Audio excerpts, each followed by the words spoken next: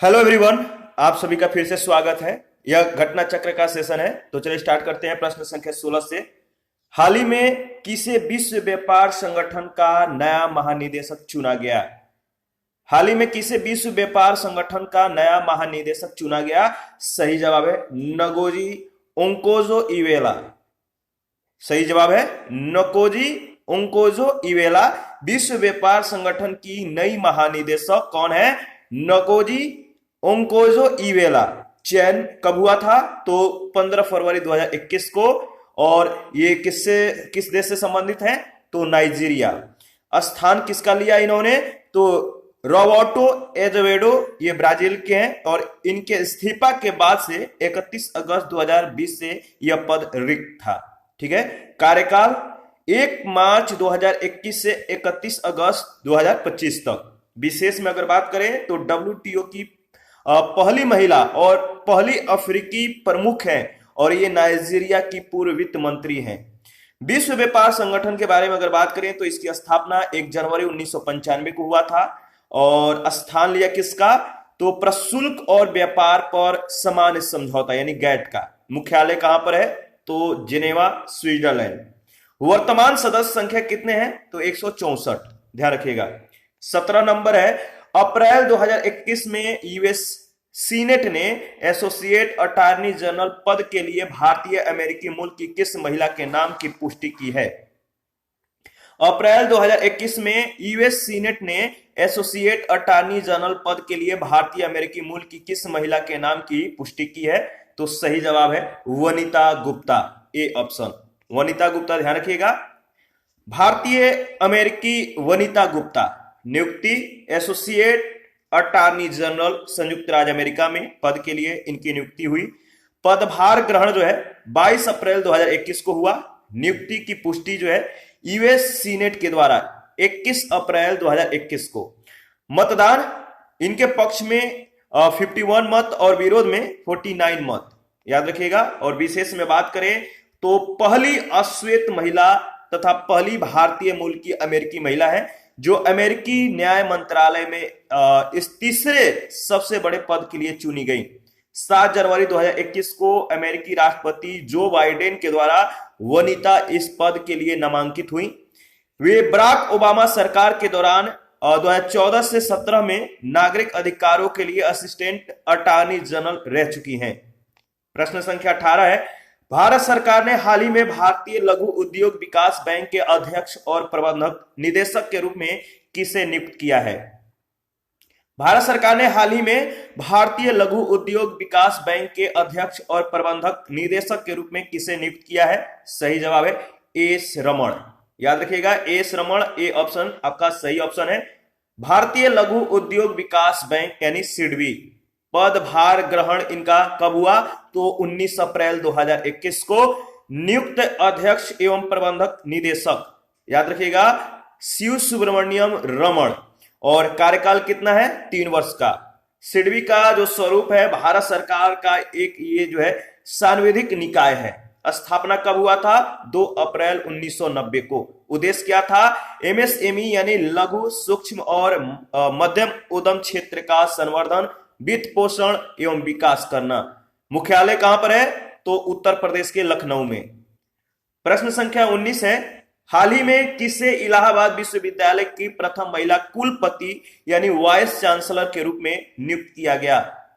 हाल ही में किसे इलाहाबाद विश्वविद्यालय की प्रथम महिला कुलपति वाइस चांसलर के रूप में नियुक्त किया गया? सही जवाब है सी ऑप्शन, संगीता श्रीवास्तव। इलाहाबाद विश्वविद्यालय की प्रथम महिला कुलपति पद ग्रहण की जो तिथि है ध्यान रखिएगा 30 नवंबर 2020 है। और कुलपति नियुक्ति जो है इलाहाबाद विश्वविद्यालय की, और कौन? इनका नाम है संगीता श्रीवास्तव। ध्यान रखिएगा, इंपॉर्टेंट है। और प्रश्न संख्या 20 है। जनवरी 2021 में प्रसिद्ध भारतीय अमेरिकी लेखक वेद मेहता का निधन हो गया। उनका जन्म कहां हुआ था? जनवरी 2021 में प्रसिद्ध भारतीय अमेरिकी लेखक वेद मेहता का निधन हो गया। इनका जन्म कहां हुआ था? तो सही जवाब है लाहौर में। देखिए, भारतीय अमेरिकी लेखक पद जो है लेखक वेद मेहता का निधन, पूरा नाम है वेद प्रकाश मेहता।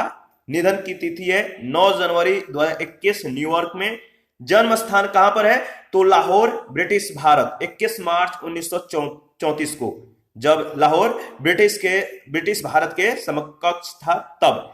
संस्मरण अगर जो है वो कॉन्टिनेंट्स ऑफ एग्जाइल 12 अंकों का इनका संस्मरण है। संस्मरण का पहला अंक डैडी जी, और आत्मकथा जो है इनका फेस टू फेस 1957। उनकी प्रसिद्ध कृतियां जो है वॉकिंग द इंडियन स्ट्रीट्स 1959 और पोर्ट्रेट ऑफ इंडिया जो है 1970, महात्मा गांधी एंड हिज अपासल्स 1997 और द न्यू इंडिया जो है इनका 1978 में जो है इनकी प्रमुख कृतियां हैं।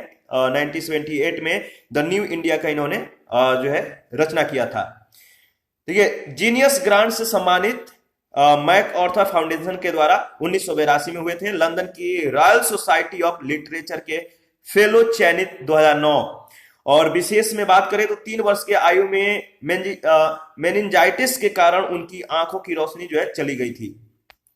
21 नंबर है, कौन भारत की सबसे युवा महिला पायलट हैं? भारत की सबसे युवा महिला पायलट कौन है?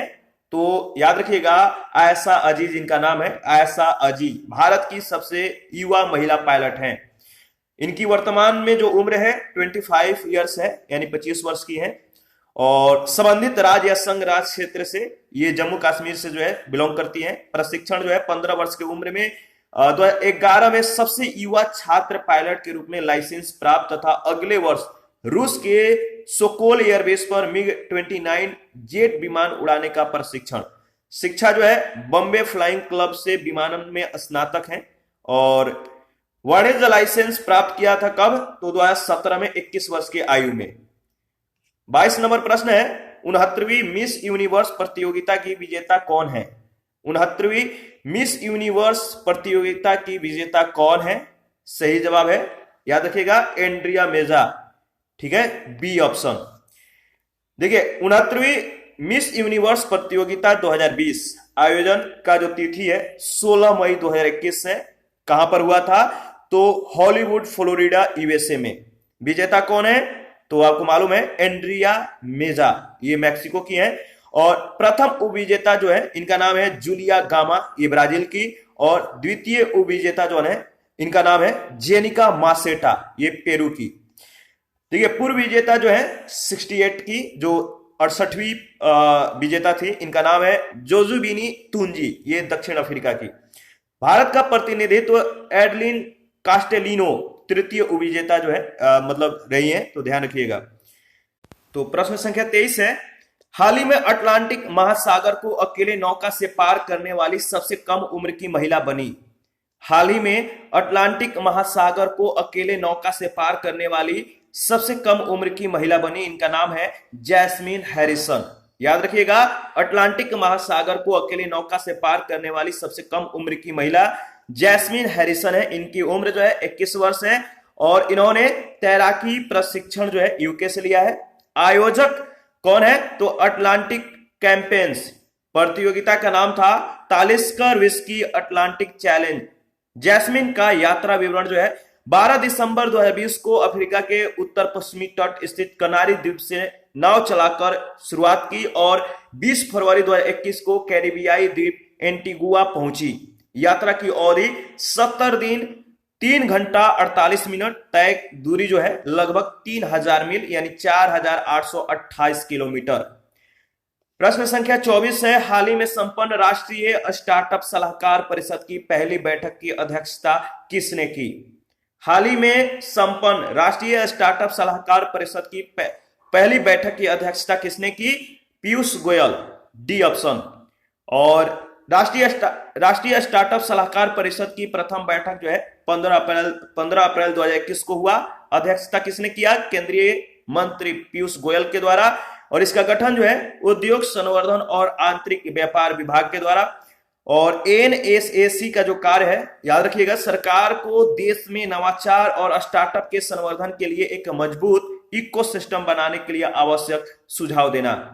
ठीक है, आगे बढ़ते हैं। नेक्स्ट प्रश्न है, प्रश्न संख्या 25 है, फरवरी 2021 में अंतर्राष्ट्रीय सौर गठबंधन के सदस्यों की पहली विशेष सभा में किसे आईएसए का नया महानिदेशक चुना गया? फरवरी 2021 में अंतर्राष्ट्रीय सौर गठबंधन के सदस्यों की पहली विशेष सभा में किसे आईएसए का नया महानिदेशक चुना गया? सही जवाब है डॉक्टर अजय माथुर को। अंतर्राष्ट्रीय सौर गठबंधन के नए महानिदेशक नियुक्ति की जो घोषणा है 15 फरवरी 2021 है। नियुक्ति जो है डॉक्टर अजय माथुर, और पद ग्रहण का जो डेट है 15 मार्च 2021। कार्यकाल 4 वर्ष का है। पूर्व में कार्यरत जो है the energy and resources institute में, ये महानिदेशक पद पर जो है पूर्व में कार्यरत थे, the energy and resources institute के महानिदेशक पद पर। पूर्व आईएएस महानिदेशक जो थे उपेंद्र त्रिपाठी इनका नाम है, ध्यान रखिएगा। अंतर्राष्ट्रीय सौर गठबंधन की जो स्थापना है कब हुआ था? 30 नवंबर 2015 को। मुख्यालय गुरुग्राम, भारत, और वर्तमान सदस्य देश जो है 80, 1 सितंबर 2021 के स्थिति के अनुसार। 26 नंबर है, हाल ही में संयुक्त राष्ट्र संघ के द्वारा किसी भारतवंशी को चीन में संयुक्त राष्ट्र रेजिडेंट कोऑर्डिनेटर के तौर पर नियुक्त किया गया। हाल ही में संयुक्त राष्ट्र संघ के द्वारा किस भारतवंशी को चीन में संयुक्त राष्ट्र रेजिडेंट कोऑर्डिनेटर के तौर पर नियुक्त किया गया? सही जवाब है सिद्धार्थ चटर्जी। सिद्धार्थ चटर्जी। और इनकी नियुक्ति की जो घोषणा हुई कब हुई? 15 दिसंबर 2020। चीन में यूएनआरसी पद भार ग्रहण जो है कब ये करेंगे? तो 16 जनवरी 2021 को। कौन? तो सिद्धार्थ चटर्जी। इनका नाम क्या है? सिद्धार्थ चटर्जी। इससे पूर्व केन्या में यूएन रेजिडेंट कोऑर्डिनेटर थे। यूएन रेजिडेंट कोऑर्डिनेटर जो है एक किसी देश में संयुक्त राष्ट्र विकास प्रणाली का सर्वोच्च रैंकिंग प्रतिनिधि होता है। रिपोर्ट, यह नामित प्रतिनिधि होता है और सीधे संयुक्त राष्ट्र महासचिव को रिपोर्ट करता है। ध्यान रखिएगा। 27 नंबर है, जनवरी 2021 में पंकज मित्तल ने किस हाईकोर्ट के मुख्य न्यायाधीश के रूप में शपथ ग्रहण की? जनवरी 2021 में पंकज मित्तल ने किस हाईकोर्ट के मुख्य न्यायाधीश के रूप में जो है शपथ ग्रहण की? इसका सही जवाब होगा जम्मू कश्मीर और लद्दाख हाईकोर्ट, सी ऑप्शन। ध्यान रखिएगा, जम्मू कश्मीर और लद्दाख हाईकोर्ट।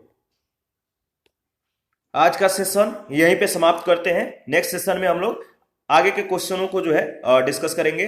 तो आप अपना प्रतिक्रिया जरूर दीजिए। आपके प्रतिक्रियाओं का हमें बेसब्री से इंतजार रहता है, और जहां भी आपको या जिस टॉपिक में या जिस पॉइंट में आपको प्रॉब्लम हो तो आप हमें कमेंट भी कर सकते हैं। आपके प्रॉब्लम को सॉल्व किया जाएगा। Thank you. मिलते हैं नेक्स्ट सेशन में।